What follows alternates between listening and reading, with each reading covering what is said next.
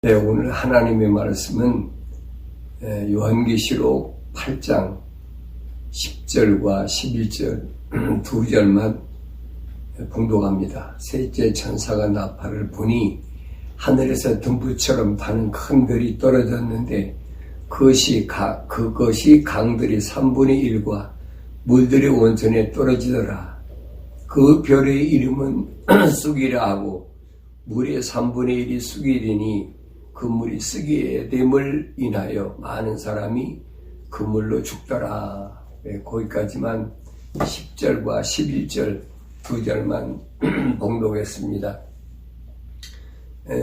지난 시간과 그전 시간에 나팔장이 시작되는데 나팔장이 첫째 나팔과 둘째 나팔을 제가 따로따로 분리하지 않고 두 번을 연속해서 여러분에게 말씀드렸기 때문에 첫째 나팔과 둘째 나팔을 이어지는 그런 부분을 번복해서 말씀드려서 어떻게 보면 여러분들이 지난 시간에 한 말을 또 하는 거 아닌가 라고 생각하실 수도 있어요. 그런데 이제 자세히 들어보면 이어지는 부분만 그렇지 그 다음의 내용은 전혀 다릅니다. 그리고 제가 여러분에게 시간이 나한테 그렇게 많이 주어진 시간이 아니다. 그래서 할 수 있으면 몸이 좀 불편하고 뭐 하더라도 빠지지 않고 매주 이렇게 강의를 하다 보니까 좀 무리한 때도 있어요. 여러분들이 널리 이해하시고 들어주시면 좀 이해가 될 겁니다.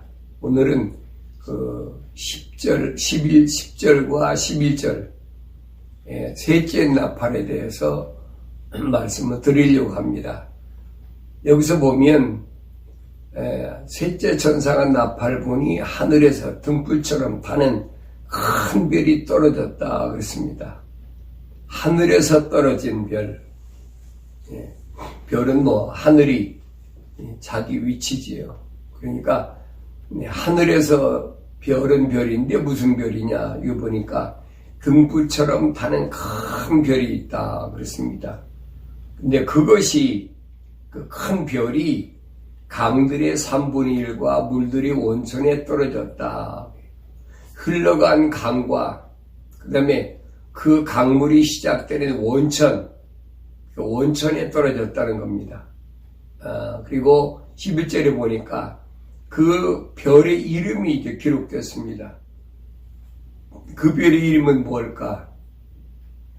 우리가 좀 자세하게 성경 전체를 조명해 봐야 됩니다. 그 별의 이름은 쑥이라 하고 물의 3분의 1이 쑥이 되니 그 물이 쓰게 됨을 인하여 많은 사람이 그 물로 죽더라 그랬습니다. 그래서 오늘은 이 내용을 다 말씀드리지 못하면 왜냐하면 중요한 부분이기 때문에 다음 시간에 계속해서 말씀을 드리도록 하겠습니다. 그러면 별은 무엇일까 하는 겁니다. 세상에서 별을 지칭할 때는 누굴 별이라고 합니까? 최고 지도자를 별이라고 합니다. 그래서 특히 그 군인에서는 별을 장군이라 그래요. 아주 높은 통수권자. 제가 알기로는 대령 다음에 이제 별을 준장을 다는데 대령에서 준장 별을 하나 달면 주위권이 36개인가 몇 개인가 그 주위권이 그렇게 엄청나게 부과가 된다고 그래요. 근데 여기서 보니까 큰 별이라 그랬습니다. 큰 별이니까 별 중에 별. 그러니까 통수권자 중에 통수권자. 소위 말하면 이 별을 우리가 일반적으로 대장별이라 그렇게 부르죠. 성경에서의 별과 세상에서의 별이라는 차이는 무엇일까 하는 겁니다. 일반 우리가 세상에서 군인에서 별, 장성 하는 거하고 성경에서의 별은 무엇일까? 이걸 우리가 구분할 줄 알아야 됩니다.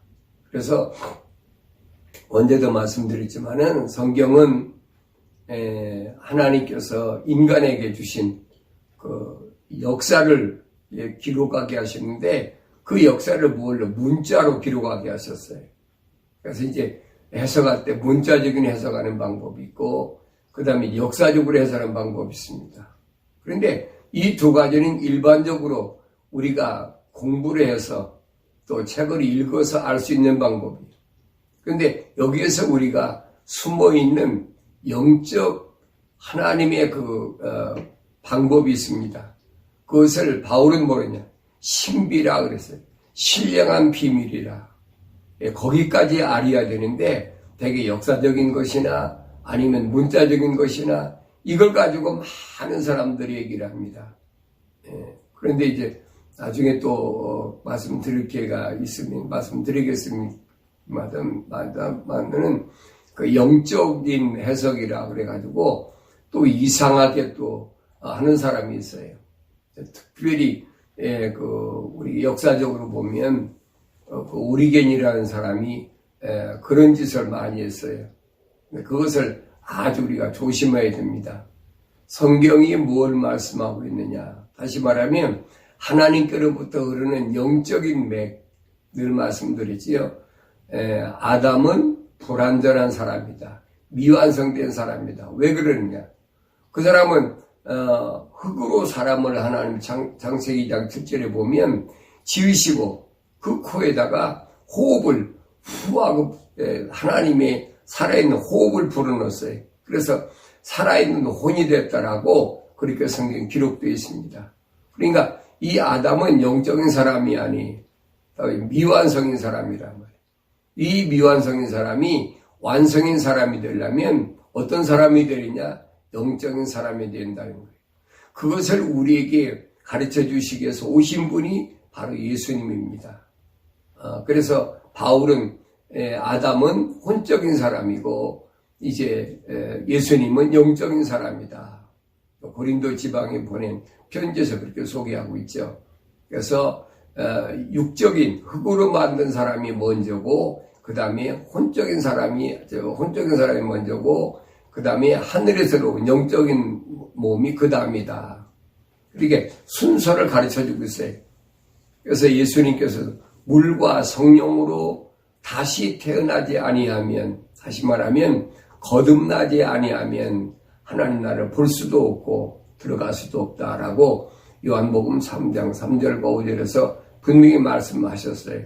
그러니까 우리가 성령 받지 않고 하나님 말씀을 상고하는 거하고 성령 충만하여 하나님 말씀을 상고하는 거하고는 엄청난 차이가 있습니다. 왜냐하면 미완성된 아담의 그 후손들이 아무리 알려고 해도 영적인 세계를 모르는 거지요. 바울은 그 육적인 혼적인 사람이었다가 그가 다마스커스로 가는 길거리에서 그 주님의 부르심을 받고 쓰러졌지요. 그리고 그는 이제 영적인 사람이 돼가지고 어디 갔습니까? 3층천에 올라갔어요. 3층천에 올라가서 하늘의 신령한 비밀을 보고 와서 깨달아서 증거하는 것이 이제 아담의 가계가 어떻게 이루어졌느냐, 또 사라와 하갈은 뭘 얘기하고 있느냐, 또 히브리서에 가면 그 멜기세덱에 대해서 아주 그 신령한 비밀을 말한다라고 바울은 그렇게 설명합니다. 그리고 이 신령한 비밀도 특별히 바울이 뭐라고 그럽니까? 이 예수님, 신랑 예수와 신부인 교회에 대해서도 신비라는 말로 그렇게 소개합니다. 그러니까 우리가 성경을 이해할 때 올바로 이해하려면 열심히 하는 것도 좋지만 성령 받지 않으면 하나님 말씀은 올바로 절대 알 수가 없다는 것을 여러분이 항상 기억하셔야 됩니다. 세상 지식으로는 아무리 배워도 알 수가 없어요. 세상 지식으로 배워서 알 수 있다면 그건 하나님 말씀 아니에요. 성경 자체가 그런 거짓말이 돼버리는. 자, 하나님의 말씀인 성경에서는 하나님의 종도를 칭하는 말을 뭐라고 그랬느냐 하는 것을 지금 계시록 1장 20절에 보면 하나님께서 사도 요한에게 보여주신 그 말씀을 통하여 이렇게 말씀하십니다. 네가 본 것은 나의 오른손 위에 7별과 7 금초대의 신비라 그랬어요. 신비란 말은 신령한 비밀이란 말이에요. 이건 성령 받지 않으면 알 수 없는 거예요. 그러니까 우리가 그냥 단어로 신비라 읽는다고 해서 여러분 끝나는 게 아니에요. 신령한 비밀, 하늘의 비밀을 아는 겁니다. 그래서 7별은 7교회의 천사들이요 그랬습니다. 7교회에 있는 천사들, 그 다음에 내가 본 7 금초대는 7교회라 그랬어요. 그래서 여기서 별은 뭐고 촛대는 뭐냐 하는 것을 이제 서두에서 이렇게 설명한 것을 볼 수 있습니다.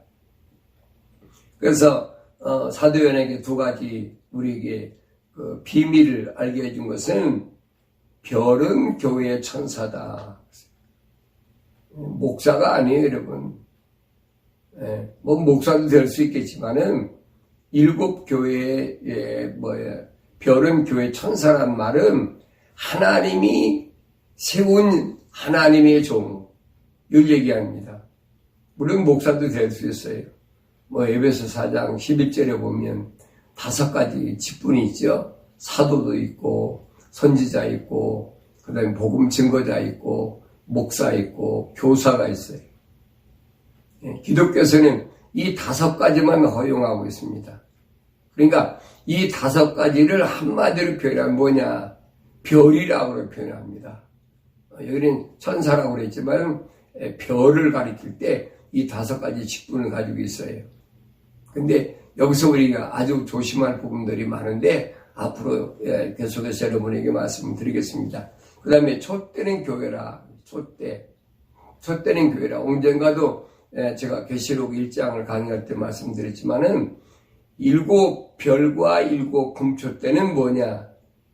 주님의 오른손 위에 올려있는, 그래서 성도가 내가 정말로 주님이 기뻐하시는 교회라면 내 위치가 어딘가를 알아야 돼요. 내 위치가, 또 별도 마찬가지. 내가 주님의 오른손 위에 있는 나인가? 아니면 주님의 오른손과는 전혀 상관없는 그런 나인가? 자신을 한번 돌이켜보려고 되어야 됩니다. 지난 시간에 제가 그 루시엘을 가리킬 때 뭐라고? 별 중에 별이라 그랬어요. 대장별. 그래서 하나님의 보좌 주위에는 5 천사장이 있는데 첫째가 루시엘 그랬죠. 둘째가 미카엘, 그 다음에 가브리엘, 불의 천사, 물의 천사. 그래서 우리가 별을 가리킬 때 이렇게 5가구를 가리키는 것이 바로 그겁니다. 네.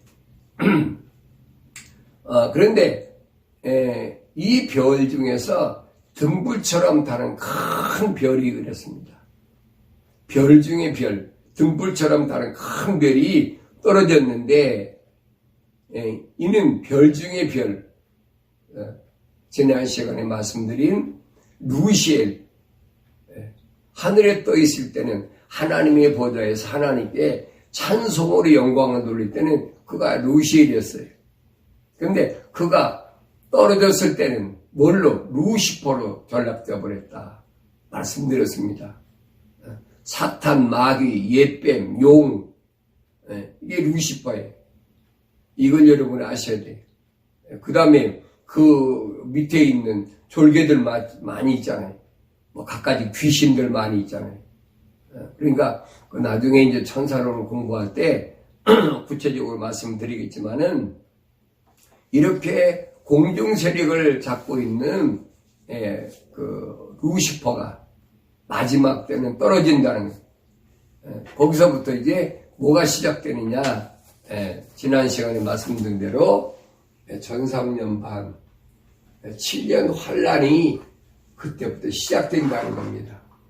첫째 나팔, 둘째 나팔, 계속해서 이제 7째 나팔까지 부는데, 이것이 언제 일어난 사건이냐면 7년 환란 때 일어난 사건이에요. 어떤 분은 기독교 역사 2000년에 나타난 적그리스도가 누구다,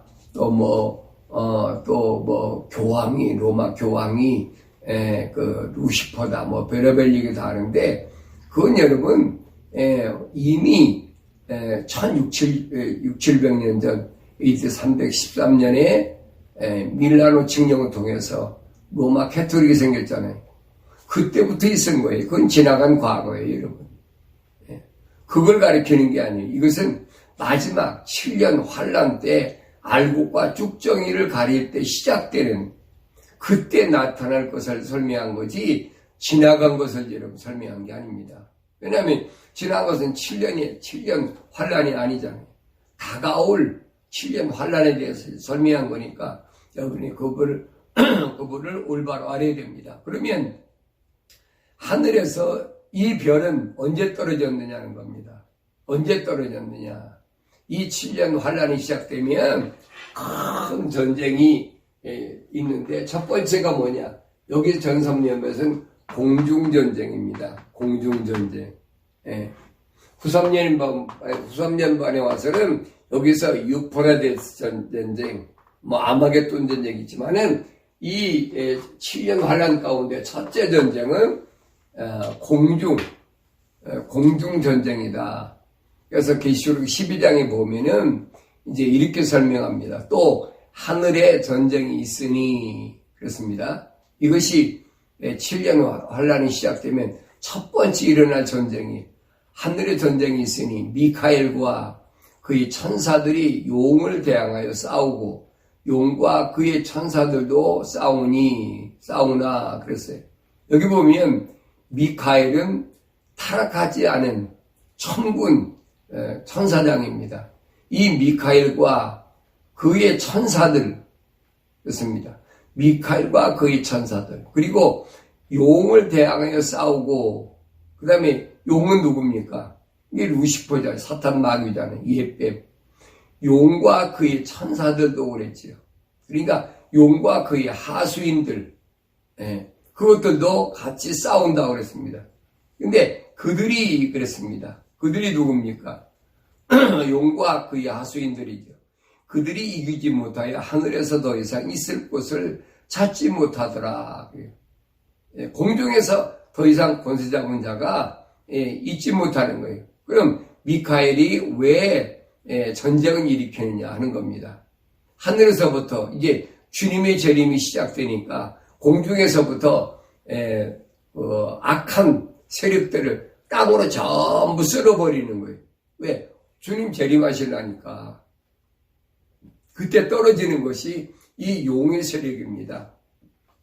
큰 별, 등불처럼 다른 큰 별, 그 세력이 떨어진다. 그래서 그리하여 그 결과가 뭐냐? 그 큰 용이 쫓겨나니 그는 마귀라고도 하고 사탄이라고 하는 예뱀, 곧 온 세상을 미혹하던 자라. 그가 땅으로 쫓겨나고 그의 천사들도 그와 함께 쫓겨나더라. 그랬어요. 12장 7절, 8절, 9절 정확하게 이 큰 별이 어떻게 떨어지느냐. 첫째 영적 전쟁이 어떻게 시작되느냐. 이 영적 전쟁은 왜 일어납니까? 주님이 지상 재림하시기 위해서 공중에서부터 하늘 보좌에 계신 주님이 땅에 내려오시려니까 공중의 세력을 잡고 있던 이것들부터 지금 뭐하느냐. 한마디로 말하면 소지하는 거예요. 청소해버리는 거예요. 싹 쓸어버리는 겁니다. 이것을 가리켜서 우리는 영적 전쟁이다. 그래서 오늘 8장에서 기록된 말씀이 바로 그 말씀이에요. 이것들이 땅에 떨어졌다. 그래서 공중전쟁이 땅에 떨어졌다. 이것이 셋째 나팔을 전사가 불 때 일어나는 사건이다. 그랬습니다. 그래서 이제 공중의 권세 잡고 있던 루시퍼 세력이 그 타락하지 않은 미카엘 천사 그리고 천사장과 그의 군대로부터 하늘에서 쫓겨나서 어디로 떨어진 땅으로 떨어졌다. 그러니까 여러분 7년 환란 때 이들이 땅에 다 떨어졌을 때 얼마나 극심한 사건이 일어날 것인가 아무리 상상해 봐야 돼. 지금 여러분 뭐 이래서 이상한 무슨 뭐 이런 사건이 이건 아무것도 아니에요. 그래서 주님은 그렇게 말씀하시잖아요. 창세 이후로 이러한 난이 없다는 거예요. 이 엄청난 사건이 벌어져요. 하나님을 대항하던 타락한 그 루시퍼, 사탄, 마귀, 옛뱀, 용, 그들이 땅으로 다 떨어져 버리는 것이 어디서 시작되느냐? 7년 환란의 셋째 나팔 불면서 시작되는 거예요. 그런데 여기 보니까 이 땅으로 떨어진 이 별이 어디로 떨어졌느냐? 거기 강으로 떨어졌다 그래. 강들의 3분의 1과 물들이 원천에 떨어졌다. 이게 떨어진 장소를 지금 설명하고 있는 거예요. 강들의 3분의 1, 물들의 3분의 1 떨어졌다 그렇습니다. 그래서 물들의 원천이라는 것은 물이 시작된 곳. 우리가 일반적으로 이런 부분을 잘 알아야 되는데, 그러면 이렇게 여기서 강은 뭐고 물의 원천은 뭘까? 물론 눈으로 보이는 강도 있고 또 물의 원천도 있죠. 요단강을 거슬러 올라가면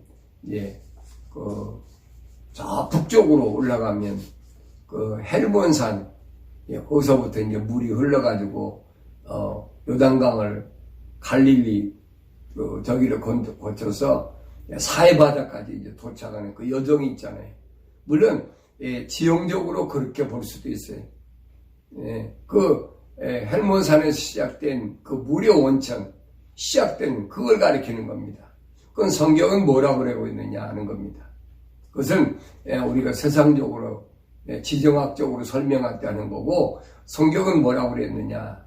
이제 에스겔서에 보면, 에스겔서 29장 3절에 보면 일러 말하기를 주 하나님이 이같이 말하노라. 보라, 이집트의 왕 파라오야, 내가 너를 대적하노니 너는 자기 강들 가운데 누운 큰 용이라 그랬어요. 여러분, 왜 이집트 왕 파라오를 강에 누운 자기 강들 가운데 누운 큰 용이라 그랬을까?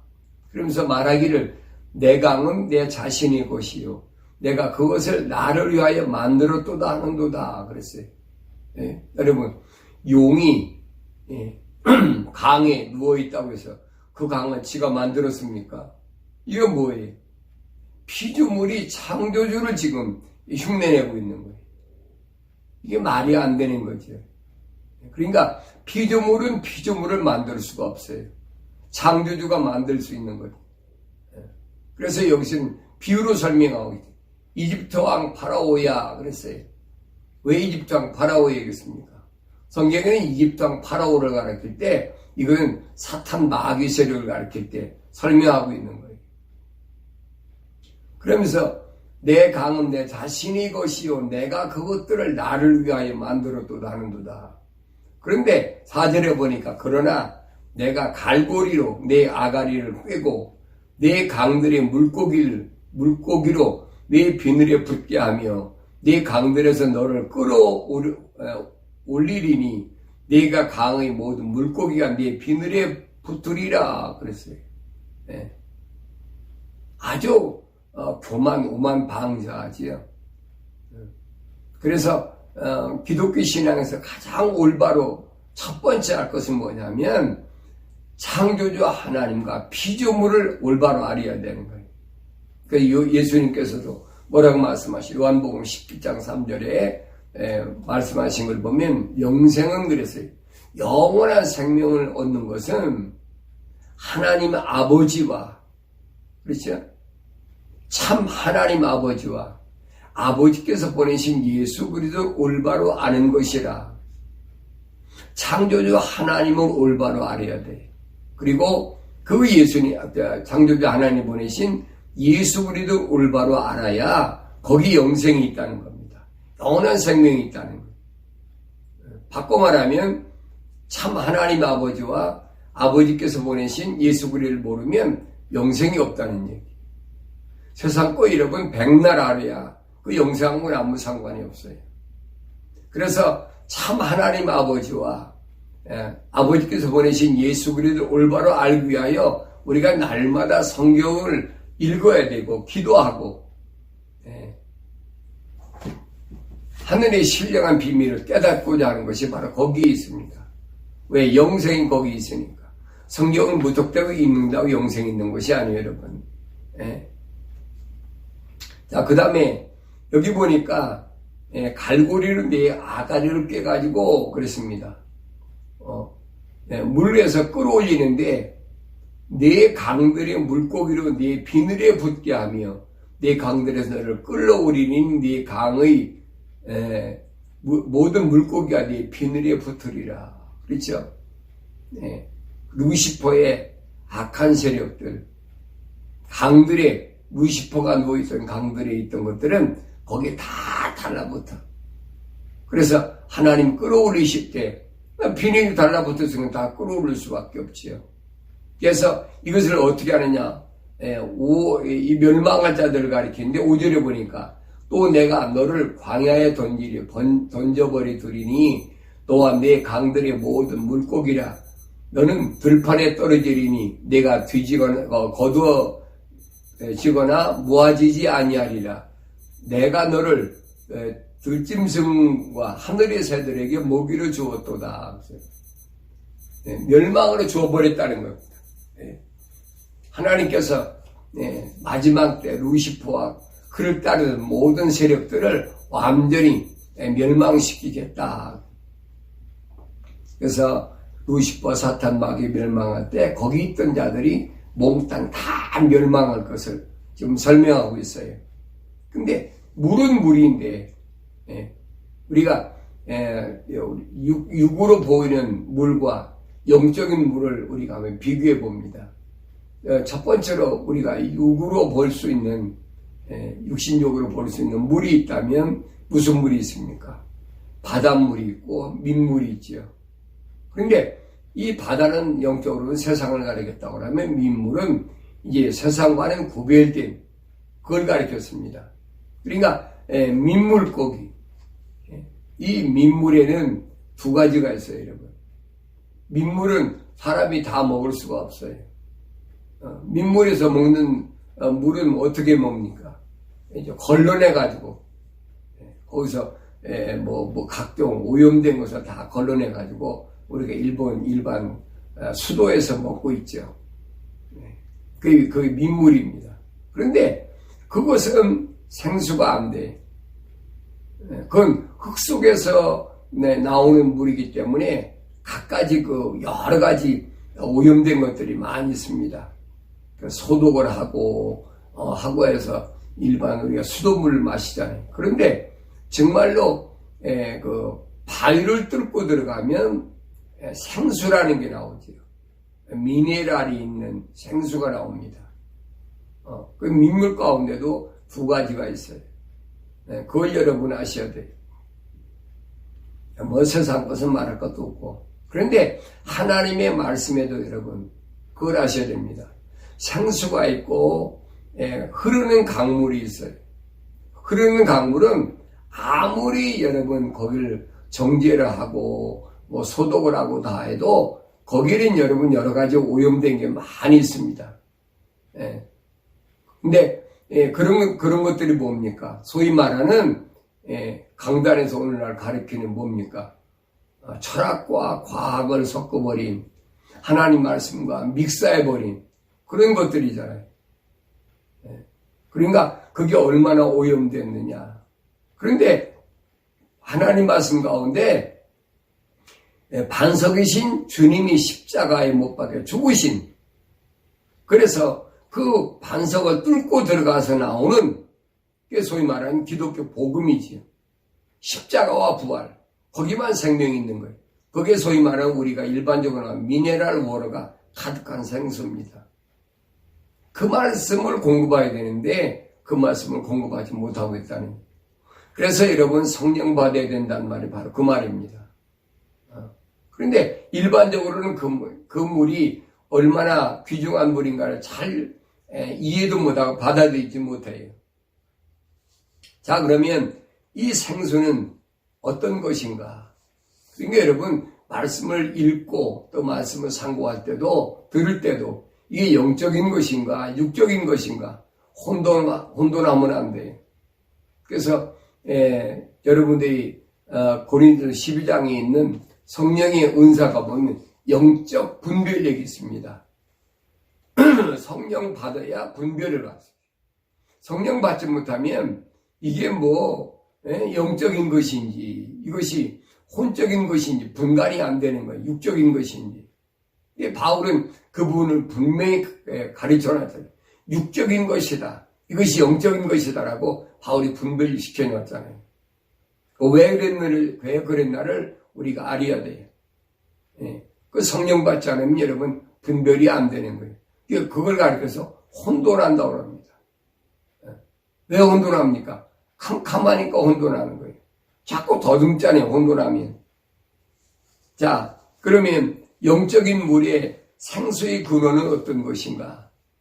에스겔서 47장 1절에 보면 그 후에 그가 나를 전의 문으로 데려갔는데 보라 물이 전의 문지방 아래에서 나와 동편으로 흘러나가더라.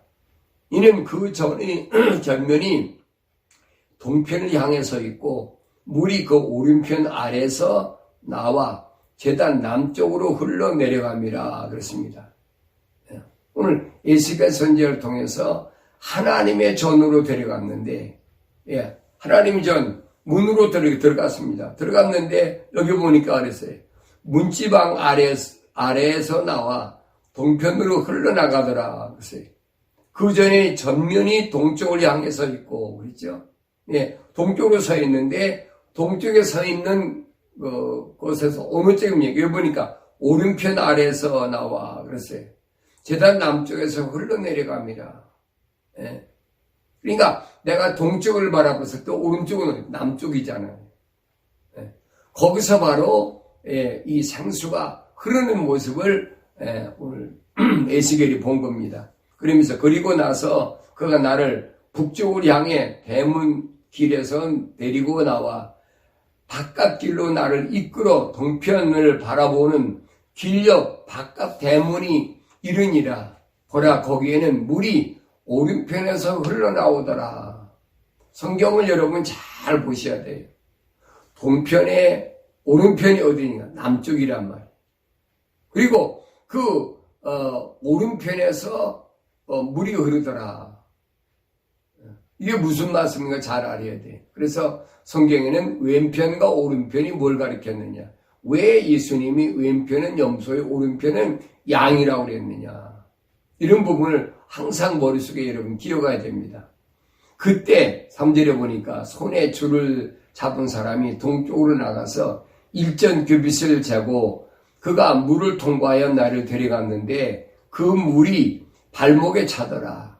그가 또 나를 1,000규빗을 재고 물을 통과하여 나를 데려가니 그 물이 무릎에 차더라. 그가 다시 1,000을 재고 나를 통과시켜 데려가니 그 물이 허리에 차더라. 그러면서 그 후에 그가 1,000을 재니 그 물은 내가 건널 수 없는 강이 되었더라. 그 물이 불어나 헤엄칠 물이여 건널 수 없는 강이더라. 그랬습니다. 이 말씀이 뭔가 잘 알아야 돼요. 하나님의 진리의 말씀, 하나님의 진리의 말씀이 아담이 타락한 이후에 생수의 근원이신 우리 예수님 오시기까지 얼마 걸렸습니까? 4천년 걸렸잖아요. 아담이 타락한 이후에 세상에 쫓겨난 이후에 주님이 이 땅에 생명의 근원 되신 주님이 이 땅에 오실 때까지 얼마나? 4,000년이 걸렸어요. 그 생수가 흘러가는 거예요. 지금 그걸 설명하고 있어요. 여러분, 복음의 사역이 한 번에 이루어진 게 아니에요.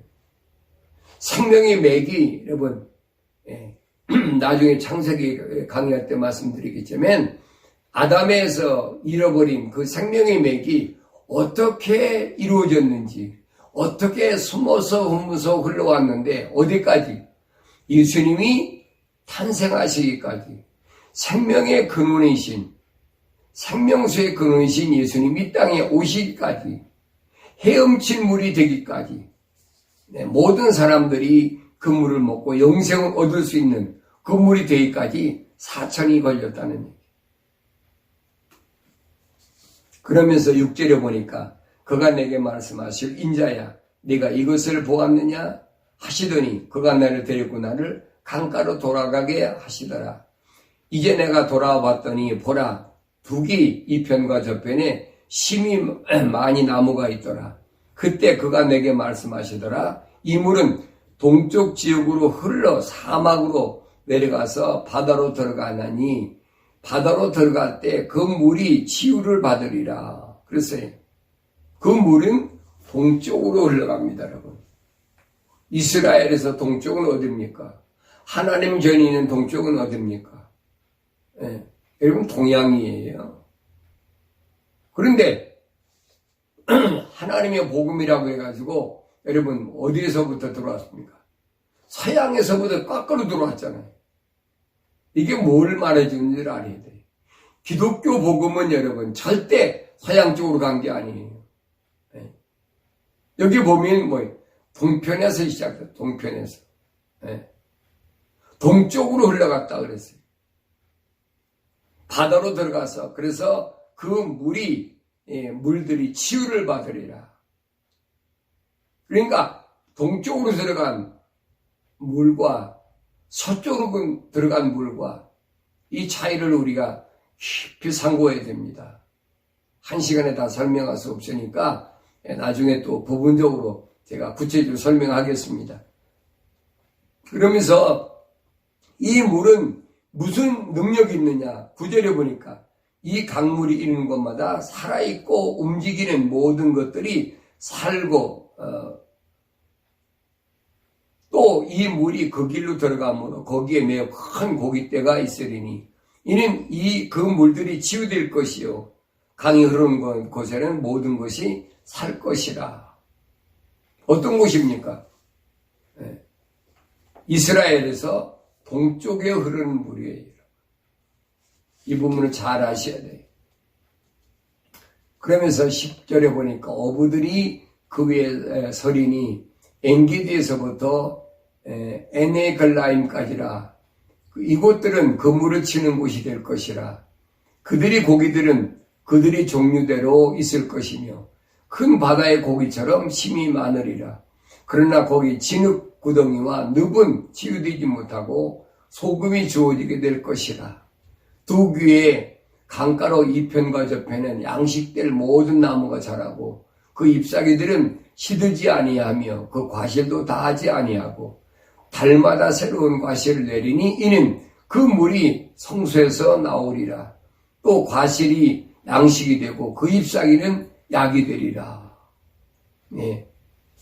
그런데 이 큰 별이 여러분 이 큰 별이 어디에 떨어졌다?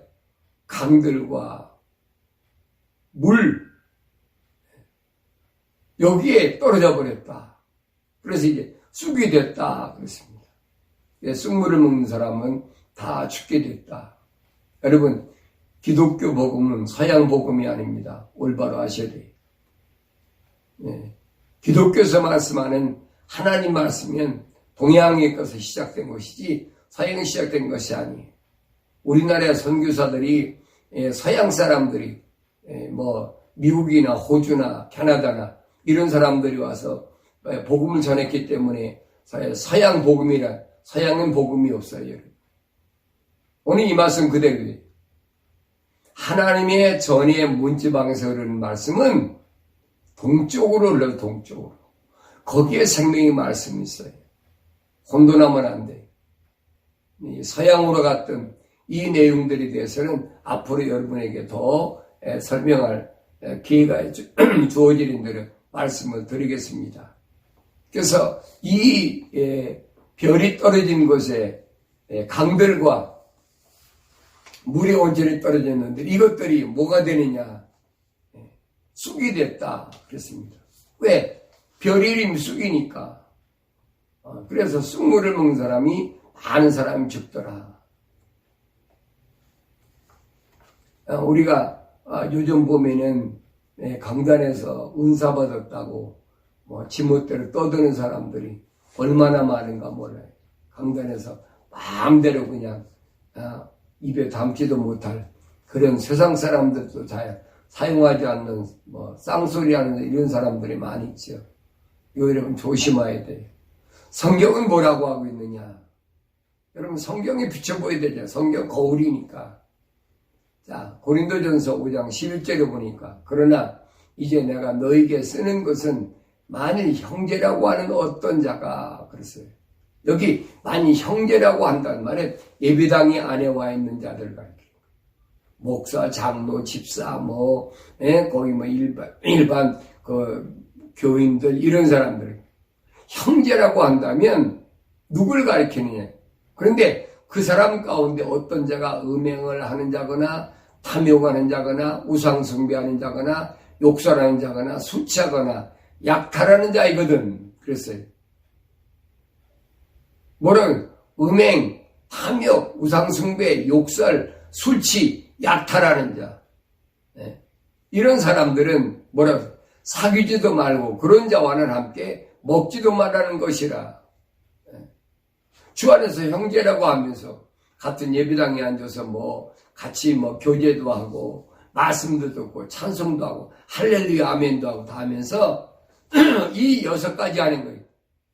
음행하고 탐욕하고 우상숭배하고 욕설하고 술취하고 약탈하고 이런 사람들은 사귀지도 말고 그런 자와는 함께 먹지도 말라는 것이라. 여러분 보세요. 예수 이름 팔면서 하나님 이름 팔면서 성령 이름 팔면서 강단에서 욕설이나 하고 그냥 여기 보니까 탐욕하는 자나 탐심이 있는 거 그 자체가 우상숭배라고 그랬어요. 약탈하는 자 사귀지도 말고 같이 먹지도 말라는 거예요. 왜 그런가 여러분 알아야 됩니다. 우상숭배하는 자 기독교에서 보면 부활절, 성탄절 이것은 뭐야? 우상 섬기는 일이에요. 여러분 12월이니까 얼마 안 남았죠 성탄절. 저도 늘 마음속에 괴로운 것이 그겁니다. 가장 많이 부활절과 성탄절을 성대하게 이 절기를 지켰던 게 바로 나예요.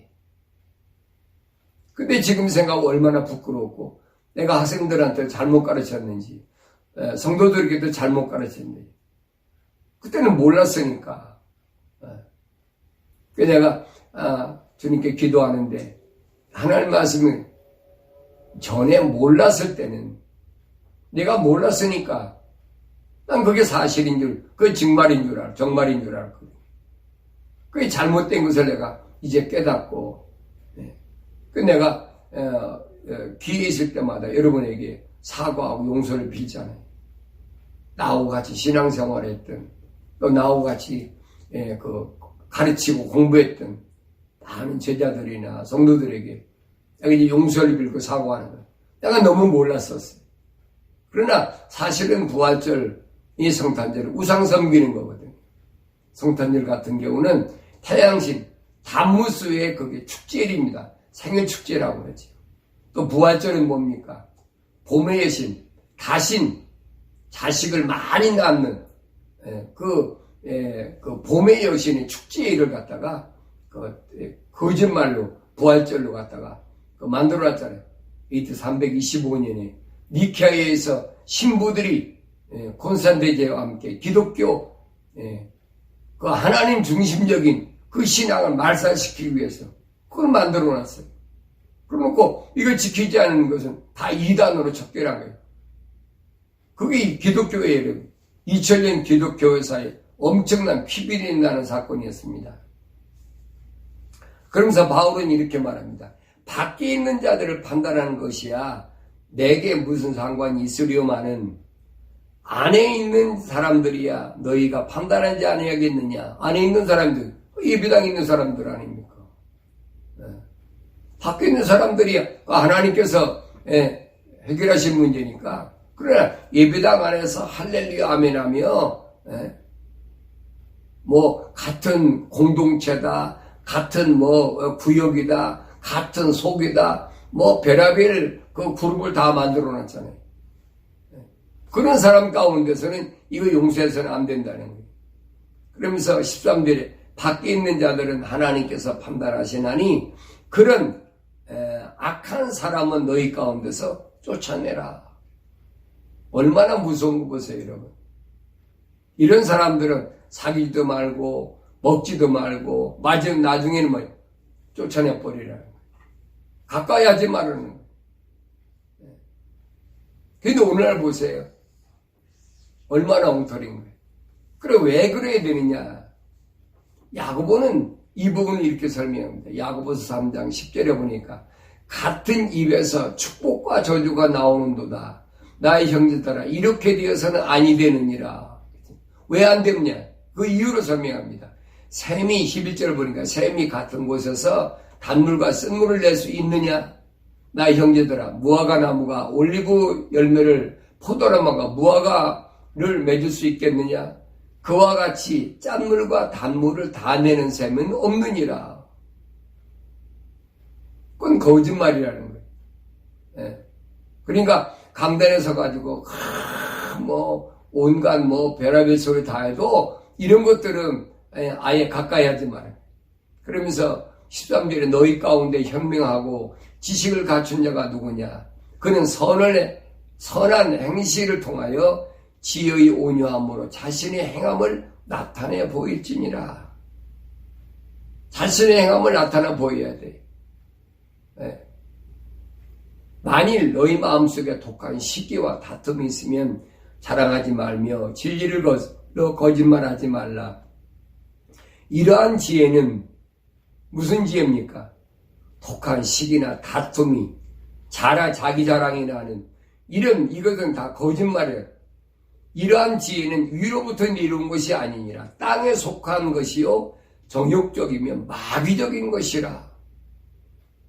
여러분 얼마나 이게 아주 쇼킹한 내용입니다. 여기 보니까 정욕적이며 마귀적인 땅에 속한 거리라. 오늘날 이런 짓거리 하는 사람이 얼마나 많이 있어요. 특히 말세는 이런 것들이 굉장히 많습니다. 그 다음에서 17절에서 그러나 위로부터 오는 지혜는 그렇습니다.